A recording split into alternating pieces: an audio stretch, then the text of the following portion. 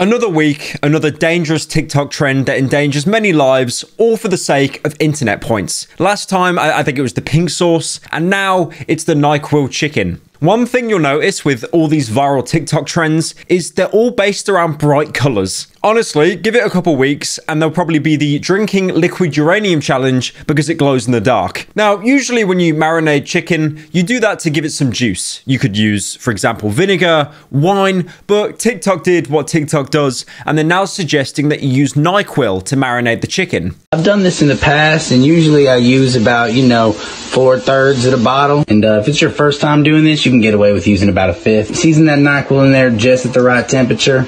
You're going to want to let it sit there and sizzle for about, 5 to 30 minutes. Oh, sometimes the steam really makes you sleepy.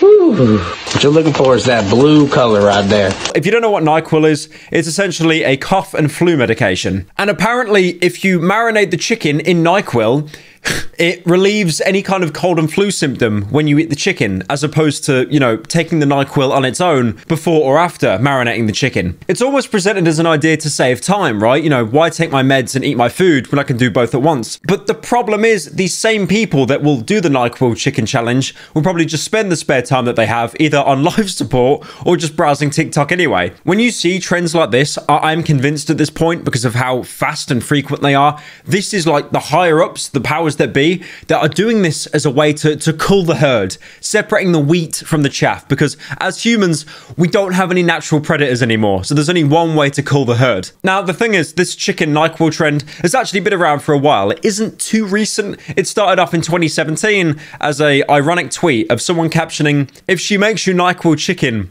do not let her go." You know what? I'm preaching to the choir a bit, but I think it's safe to say if your end product looks like a sun-dried plankton from SpongeBob, it's probably not safe to eat. Now, this tweet itself did some rounds. It got posted on the shitty food porn subreddit. People just mocked it there, and then it pretty much died. And that was pretty much it. Didn't get that much attention. But of course, TikTok came around, and like I said earlier, TikTok did what TikTok does, and they unearthed this Pandora's box of unholiness, and they didn't even wait until they blew the dust off to see what they were opening. They just got a crowbar, jimmied it open, and unleashed all these untold terrors onto the masses. The NyQuil chicken trend has actually got so viral now that even TV funny men are promoting it. Well, guys, as if we're not dealing with enough right now, doctors are warning people against a new TikTok trend called sleepy chicken. Where people cook chicken in NyQuil. No. Yes. No. There's actually another name for chicken that makes you sleepy. It's called turkey. Just eat turkey. Now, it's taken me a minute to get to the point of explaining the apparent downsides of mixing cough and flu medication with chicken, if it wasn't obvious enough. The first problem is, to get that chicken nice and juicy, you're going to need a lot of NyQuil, probably more than the daily or weekly recommended dose, which in extreme amounts can lead to difficulty breathing, anxiety, paranoia, and even seizures. You know what? While you're there on the floor tweaking, at least you'll know that that chicken isn't dry. Also, another point, when you put the NyQuil in the pan with the chicken and you heat it up, chances are that NyQuil is going to turn into vapor, and as a gas, it's going to be a lot more concentrated and potent. So everything I just said, it's going to be 10 times worse. Now, the FDA, or Food and Drug Administration of America, has said themselves, please do not be a moron and do not try this trend. Instead, what you should do is eat things the FDA have allowed, which probably have about 300,000 additives anyway. Now, the problem is with the NyQuil chicken, it's a bit it's a weird predicament, because it actually wasn't very popular until the FDA talked about it. I get it, okay? There are always stupid people that are going to try stupid things, and there probably were at least 7 people on Earth that were going to try and marinate their chicken with NyQuil and probably end up dying. But the problem is, by the FDA making it apparent, they have told all the unwashed masses how to marinate chicken with NyQuil. They've essentially done a complete Barbra Streisand effect. By trying to quell the masses and educate them, you've just told everyone how to make probably one of the most dangerous recipes known to man. The New York Times even wrote an entire article basically mocking the FDA for saying, "You guys are complete idiots. You've told everyone the most dangerous thing." Honestly, with how much the FDA went into it, you might as well have just gave the instructions of what temperature to turn the NyQuil into vapor. Make sure you boil it at a good 150 degrees, because it will be your last meal before seeing the pearly gates of heaven. Now, TikTok, thankfully, have stepped up their security to Fort Knox level, putting a little disclaimer if you look up chicken NyQuil. Learn how to recognize harmful challenges and hoaxes. Again, TikTok, you've knocked it out the park. Devious licks trend, where kids were stealing stuff from schools, you outright ban that in search. But chicken NyQuil, it could be dangerous. I don't know. I haven't tried it myself. The worst thing is, I'm imagining holding some 8-year-old on their iPad and they see a video of the chicken NyQuil and they turn around to mum and go, "Mummy, how do we make the chicken look like the Fortnite Chug Jug?" The thing is, this is even worse than the pink sauce trend. If you don't remember the pink sauce trend, it was this woman that like shown pink sauce. Everyone was like, "Oh my God, it's a bright color when it goes on food." And then she started mass selling it. The thing is with that trend, it wasn't openly malicious. It was just someone trying to cut corners for money. With many people who ordered the sauce having it arrive unprotected, spoiled, or just exploded everywhere. Not to mention the fact that pink sauce had no preservatives at all. So being stuck in a cardboard box with heat, being traveled around in a hot car all the time, it's gonna go off. And if you ate it, there's a chance you could have got botulism. But the thing is, all that aside, there was a good intention there, and it was to make a woman a lot of money. With this, no one benefits apart from NyQuil, I guess. People buying it, and then they'll probably just end up suing the company anyway. But now, guys, I have to make an announcement. It's getting serious up in this house, because mainstream media is stepping in to say, no, you don't have that NyQuil with that chicken. And we're back now with something I never imagined we would have to say here on TV.